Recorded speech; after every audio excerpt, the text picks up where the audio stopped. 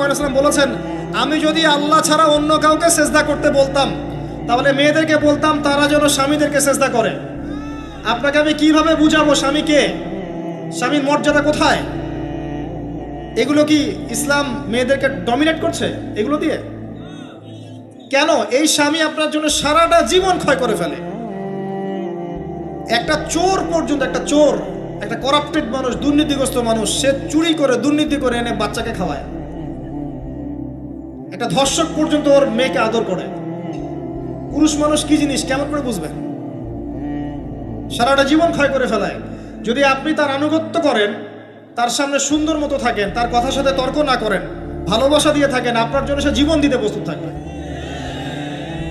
এরকম পুরুষ মানুষ। আপনাদেরকে কেউ চোখ তুলে তাকালে ওর চোখ তুলে ফেলাবে, এরকম পুরুষ মানুষ। আর এখন তো পরিস্থিতি ডিফিকাল্ট।